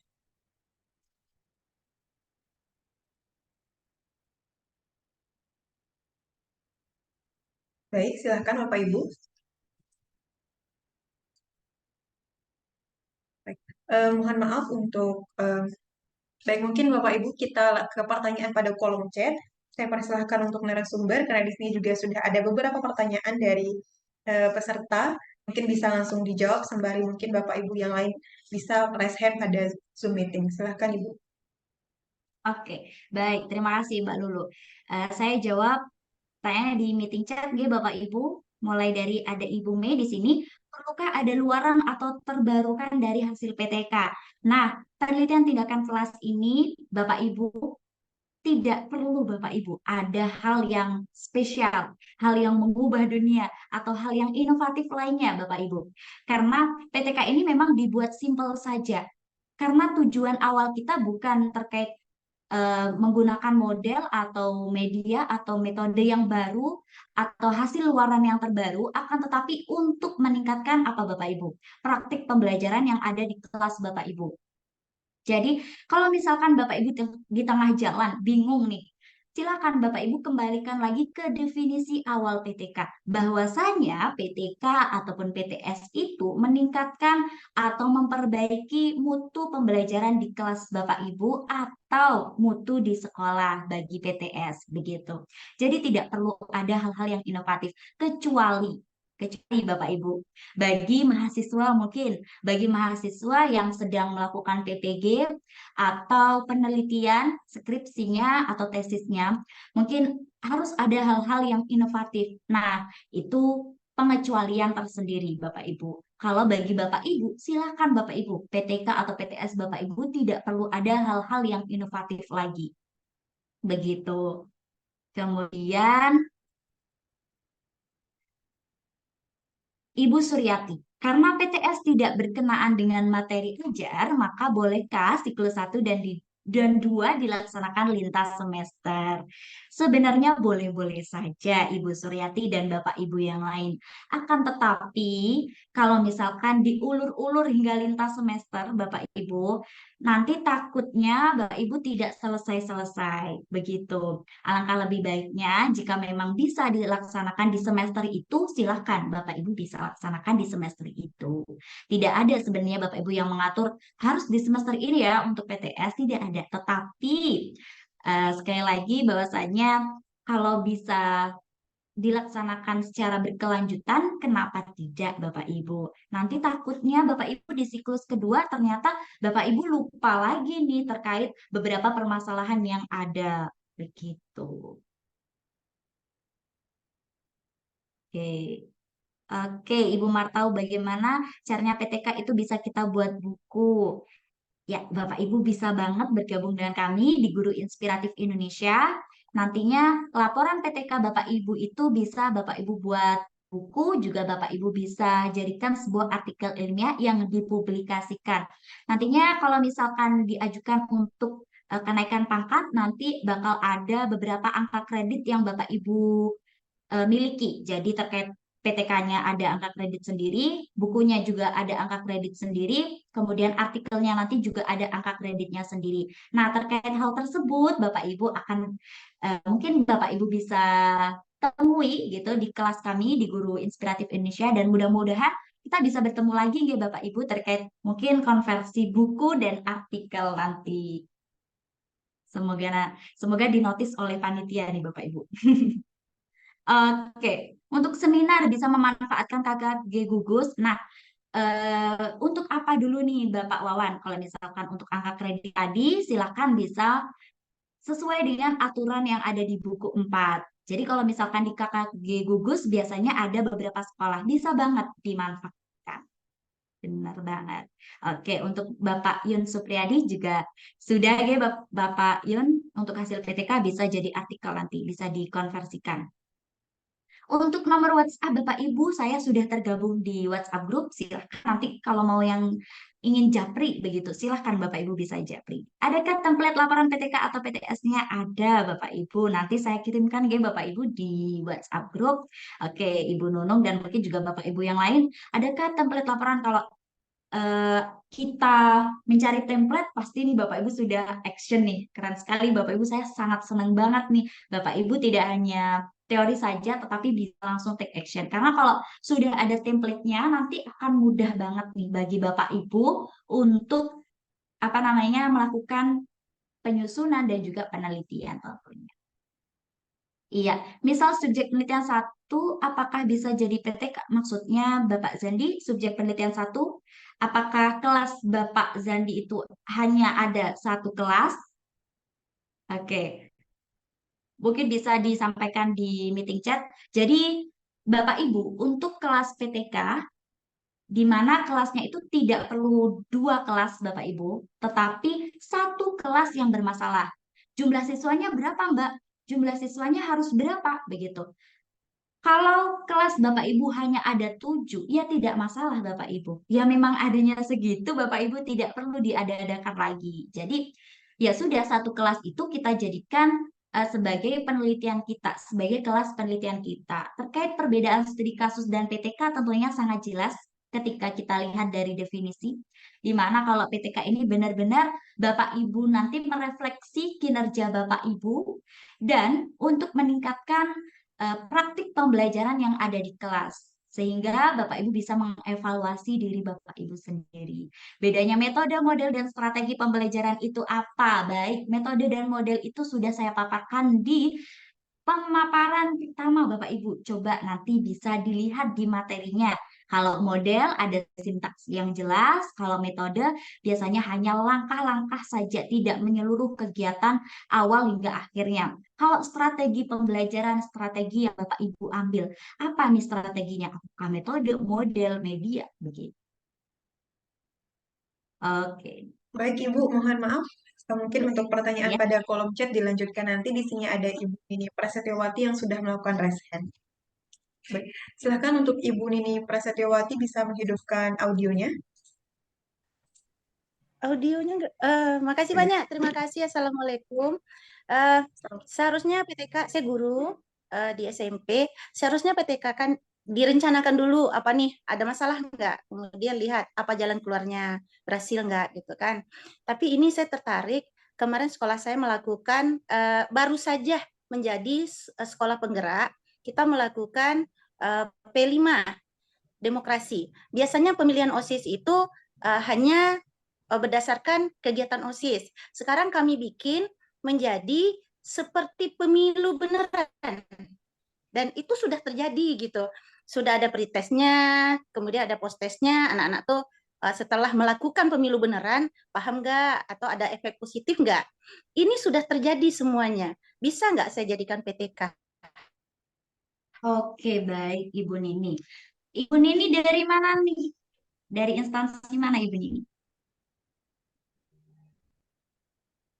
Dari Riau. mana Ibu? Oh, dari Riau. Saya dari Jauh Riau. sekali. SMP 1 Iya. Pangkalan Kerinci Riau. Oke, baik Ibu Nini.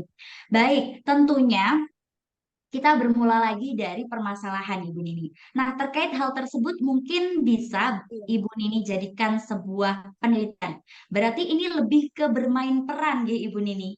Bermain peran. Nah, permasalahan apa yang Ibu Nini itu perbaiki atau lihat? Apakah hasil belajarnya anak-anak atau apanya begitu? Nah, ini sudah sebenarnya Bapak Ibu mungkin sudah melakukan tindakan-tindakan yang untuk memperbaiki kinerja Bapak Ibu. Tetapi secara tidak sadar Bapak Ibu masih belum menuliskannya atau belum merencanakan secara berurut begitu. Kalau PTK berarti harus ada siklusnya. Jadi pastikan Ibu Nini nanti untuk melakukan penelitian harus direncanakan terlebih dahulu dan harus ada siklusnya berulang begitu Ibu Nini. Silakan Ibu Nini. Yang kayak gitu yang sudah terjadi gitu. Kita kan sudah ada treatmentnya, maksudnya semalam anak agak ngerti nih demokrasi itu apa. Karena pemilihan OSIS itu tidak seperti pemilu beneran yang kita lakukan. Jadi kita mengambil sebuah gerakan, membuat pemilihan OSIS itu betul-betul pemilu beneran. Ada debatnya, ada coblosnya, ada kotak suara, persis seperti pemilu beneran. Itu dalam upaya supaya anak-anak ini paham gitu kan. Karena selama ini kalau tingkat SMP kan enggak, pemilihan OSIS kan dari kelas-kelas saja gitu, lalu melakukan pemilihan. Iya. Tapi untuk masalah kegiatan yang udah ada nih, masalah anak-anak sebenarnya nggak paham betul pemilu itu kayak apa. Cuman ini udah selesai. Kegiatan kami udah selesai dan kami mendapatkan hal yang sangat baik berdasarkan tes. Iya, itu mungkin bisa lebih ke best practice, Bu. Di mana nanti Ibu mungkin bisa lagi merencanakan penelitian tersebut, begitu. Karena kita perlu tahu bahwasanya PTK ini harus ada siklus, yang namanya siklus. Tindakannya mungkin tadi kalau benar-benar merasakan adanya pemilu beneran, itu Ibu bisa dengan melakukan tindakan role playing atau bermain peran. Kemudian juga terkait permasalahan tadi sudah Ibu jelaskan juga, meningkatkan pemahaman siswanya.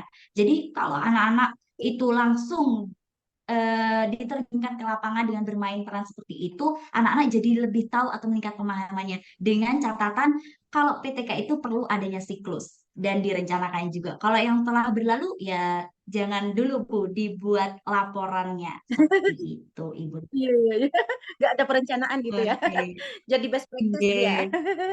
Best Ya, practice, terima kasih. ilmu yang sangat bermanfaat bagi kami. Terima kasih banyak. Alhamdulillahirrahmanirrahim. Baik, sama-sama Ibu Nini. Assalamualaikum. Baik, terima kasih Ibu atas pertanyaannya. Baik, di sini sudah ada Ibu Eni Jumiati juga yang sudah melakukan raise hand. Silakan Ibu bisa dihidupkan videonya dan bisa dihidupkan audionya. Silakan untuk Ibu Erni Jumiati bisa menghidupkan audio dan videonya.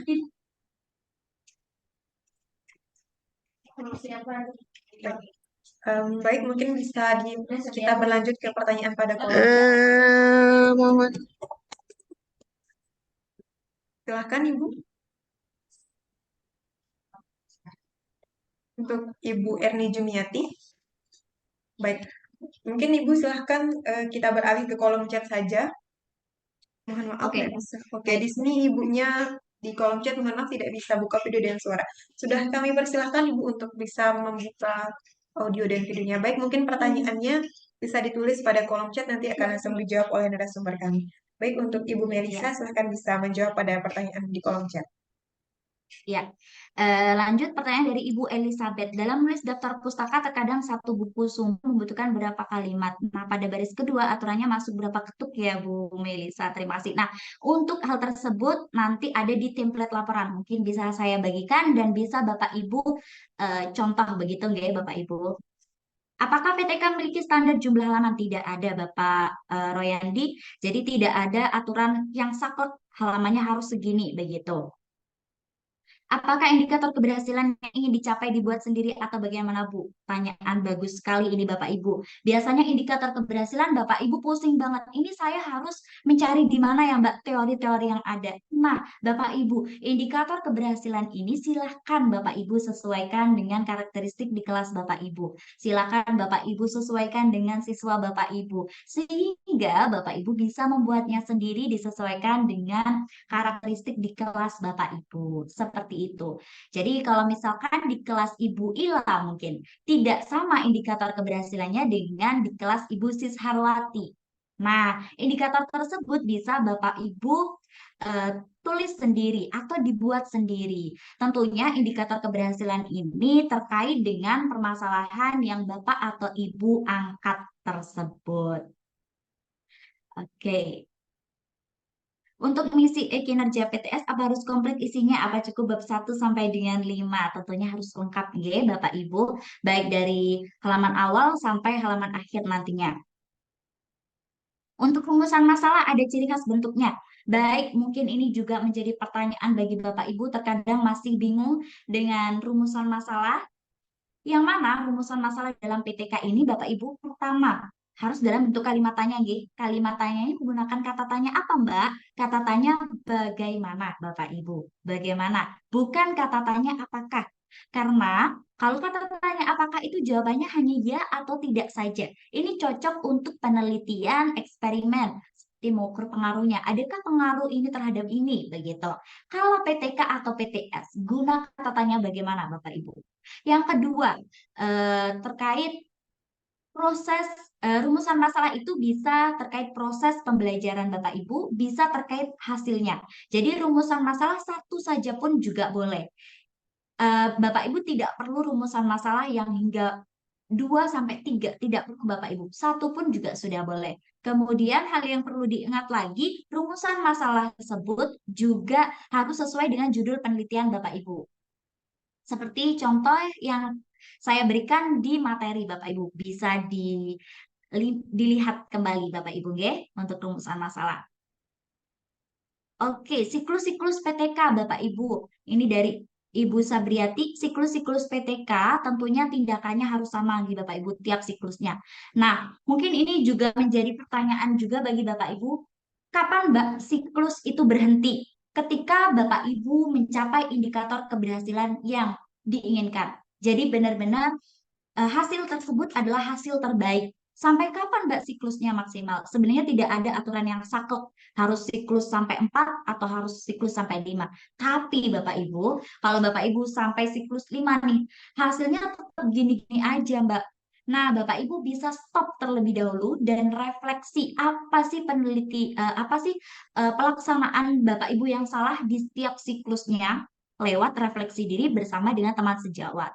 Ketika Bapak Ibu sudah stop, kemudian Bapak Ibu sudah mengetahui, oh ini loh yang perlu dibenarkan.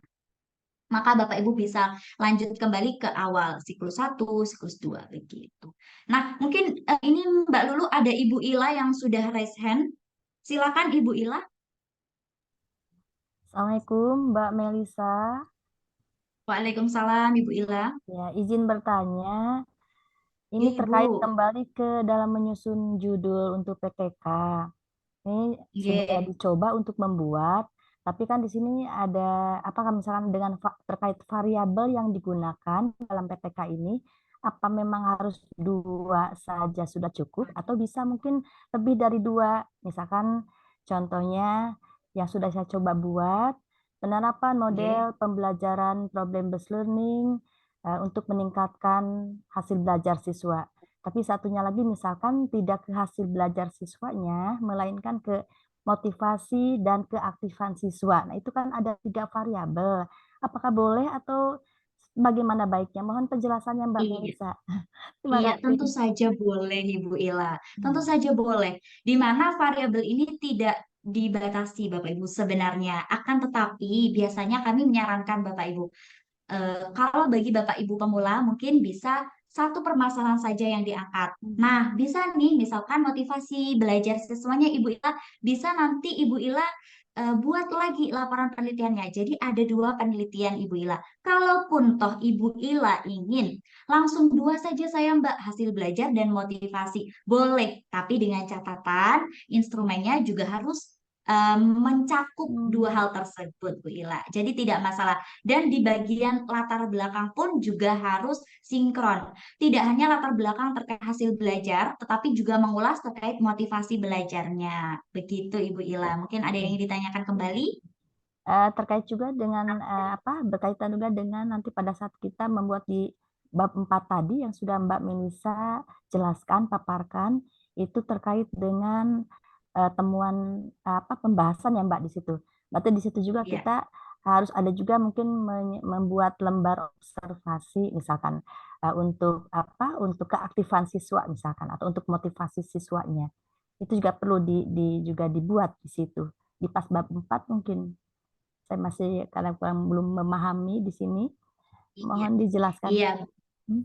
Iya, jadi kalau motivasi Bu memang harus ada instrumen tersendiri, benar sekali. Bukan instrumen tes, benar sekali. Apa instrumennya yang bisa kita buat? Boleh terkait observasi, berarti nanti Pak Ibu atau Ibu Ila sendiri atau bahkan observer Ibu yang akan mengisi. Di mana catatannya Bapak Ibu observasi atau lembar observasi silakan nanti tidak hanya sebatas checklist saja, tetapi juga ada deskripsi singkatnya dari proses pembelajaran yang ada. Nah, selain observasi untuk melihat motivasi siswa bisa dengan menggunakan instrumen angket, Ibu Ila. Jadi nanti siswa sendiri setelah siklus itu berakhir, siklus 1 berakhir, Bu Ila, jadi pertemuan kedua misalkan berakhir, itu silakan diberi angket. Dan siswa sendirilah nanti yang menceklis apakah sesuai dengan motivasi. Jadi indikator-indikatornya juga terkait motivasi. Terkait di bab 4, nanti Ibu Ila sudah menjelaskan terkait hasil dari motivasi tersebut. Hasilnya, kalau Ibu Ila dalam observasi, lembar observer, berarti Ibu Ila nanti deskripsikan saja hasilnya di bagian bab 4. Kemudian kalau dalam angket, data dari angket tersebut Ibu Ila bisa jadikan data kuantitatif terlebih dahulu, kemudian dideskripsikan, silahkan, monggo. Jadi di bab 4, Ibu Ila berbicara terkait hasilnya. Untuk instrumennya, Ibu Ila nanti bisa berbicara di bagian bab 3. Begitu Ibu Ila.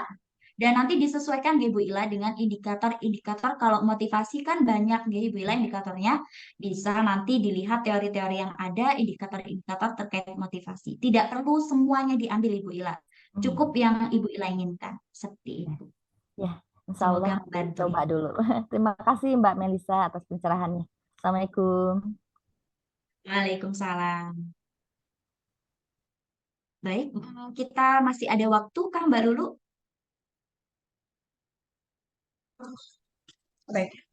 Mungkin untuk pertanyaan pada kolom chat mungkin bisa dijawab 1 atau 2 pertanyaan lagi sebelum kita tutup untuk diskusi Zoom kita pada malam hari ini. Silahkan. Oke. Oke, ini ada Bapak Ade Putra. Bagaimana cara tindakan kami untuk mendapatkan hasil yang maksimal dalam penelitian tindakan kelas kepada siswa yang tergolong slow learner? Oke, ketika Bapak Ibu sudah mengetahui karakteristik siswa di kelas Bapak Ibu, maka Bapak Ibu silakan mencari tindakan yang sesuai. Nah, setelah Bapak Ibu temukan tindakannya, Bapak Ibu silakan lakukan penelitiannya dengan bagaimana Bapak Ibu. Silakan Bapak Ibu nanti bisa dengan mengajak teman sejawat Bapak Ibu bukan untuk menjudgment proses mengajar Bapak Ibu, tetapi untuk mengulas atau merefleksikan proses pembelajaran yang telah dilakukan Bapak Ibu. Jadi kalau kita ada temannya nih Bapak Ibu, pasti teman sejawat kita jadi tahu, oh ini loh tadi kurangnya letaknya di sini, begitu. Nanti hal itu dengan adanya duduk bersama atau refleksi bersama, nantinya akan membuat hasil antara siklus yang satu dengan siklus yang kedua insya Allah bisa meningkat karena Bapak Ibu tahu, oh ini loh kekurangan saya, begitu. Jadi perlunya Bapak Ibu di PTK ini atau di PTS juga memang kita menggandeng observer atau teman sejawat, boleh kepala sekolah. Tapi kalau misalkan kepala sekolah kadang Bapak Ibu agak deg-degan ya Bapak Ibu, kayak diuji, lagi diuji. Padahal tugas observer tuh bukan untuk menguji Bapak Ibu, bukan untuk menilai proses pembelajaran Bapak Ibu, akan tetapi benar-benar observer itu membantu kita. Tadi pembelajaran saya itu kurangnya di mana, apa yang perlu ditingkatkan agar hasil atau permasalahan ini bisa tuntas begitu. Kemudian pertanyaan lagi, andai materi A sudah selesai dibahas pada siklus 1, namun hasilnya belum memenuhi kriteria yang diinginkan, apakah boleh diulang lagi materi yang sama pada siklus selanjutnya? Iya, baik Ibu Erni Jumiati. Tentu saja Bapak Ibu, tadi PTK untuk kaidahnya adalah yang boleh diubah adalah materinya. Materi boleh diubah. Materinya boleh sama dan boleh berbeda Bapak Ibu. Tergantung Bapak Ibu inginnya yang seperti apa. Kalau melihat peristiwa yang Ibu Erni jumpai begitu, boleh silahkan. Materinya boleh sama dari siklus 1 ke siklus 2. Tentunya dengan adanya samaan materi gitu, materi yang sama atau materi yang berbeda, itu tentu ada kelebihan dan kekurangan yang Bapak Ibu rasakan juga. Karena Bapak Ibu selain melakukan penelitian, juga melakukan proses belajar mengajar yang memang harus Bapak Ibu selesaikan, begitu ya Bapak Ibu sebagai kewajiban. Mungkin satu lagi ini Mbak Lulu, apakah yang menjadi perbedaan siklus 1 dan 2? Iya, yang menjadi perbedaan adalah Bapak Ibu, ketika siklus 1 itu kan sudah refleksi ya Bapak Ibu. Nah, dari hasil refleksi itu, Bapak Ibu bisa lanjutkan lagi perencanaannya. Perencanaannya berasal dari hasil refleksi tadi. Apakah dengan pelaksanaan seperti ini sudah oke? Kalau belum, bagian mana ya yang bisa diperbaiki, yang bisa dilengkapi? Kemudian, oh ternyata di bagian tes saya itu di siklus 1 anak-anak merasa sangat kesulitan begitu. Hal ini tidak sesuai dengan apa yang saya paparkan. Maka dari itu di siklus 2 diubah menjadi yang benar-benar sesuai dengan pada pemaparan materi Bapak Ibu. Jadi siklus 1 dan siklus 2 perbedaannya terletak pada perencanaan Bapak Ibu nantinya seperti apa di siklus 2 dari hasil refleksi di siklus pertama. Mungkin seperti itu Bapak Ibu, semoga pertanyaan-pertanyaan yang Bapak Ibu sampaikan di meeting chat, baik itu yang sudah terjawab atau mungkin saya terlewat menjawabnya Bapak Ibu. Semoga bisa membantu Bapak Ibu dan juga bagi Bapak Ibu yang mungkin tidak bertanya, tetapi Bapak Ibu di sini sudah terwakili begitu. Semoga dapat dipahami Bapak Ibu dan Bapak Ibu bisa mendapatkan ilmu dari PTK atau PTS ini dan langsung take action. Begitu Bapak Ibu. Tetap semangat ya Bapak Ibu. Semoga bisa bermanfaat. Semoga Bapak Ibu sehat selalu dimanapun Bapak Ibu berada. Baik Mbak Lulu, mungkin cukup itu. Baik, terima kasih untuk Ibu Melisa yang sudah memberikan pemaparan materi tentang bagaimana penyusunan laporan PTK dan PTKS seperti itu yang berkualitas. Dan perlu saya informasikan kembali Bapak Ibu yang mungkin yang belum sempat terjawab pertanyaannya, kami mohon maaf. Nanti Bapak Ibu bisa bertanya pada WA Group karena kami akan membuka WA Group untuk diskusi interaktif dengan narasumber dan narasumber juga sudah tergabung di sana seperti itu Bapak Ibu. Dan untuk materi pada untuk file materi yang kedua malam hari ini juga nanti akan kami kirimkan pada WA Group. Jadi Bapak Ibu bisa mempelajari kembali. Dan mungkin bagi Bapak Ibu yang tadi terlambat masuk seperti itu, nanti kami akan kirimkan link rekamannya seperti itu. Dan pada sesi pertama sebelumnya, yang mungkin Bapak Ibu juga terlewat, kami akan mengirimkan kembali di WA Group.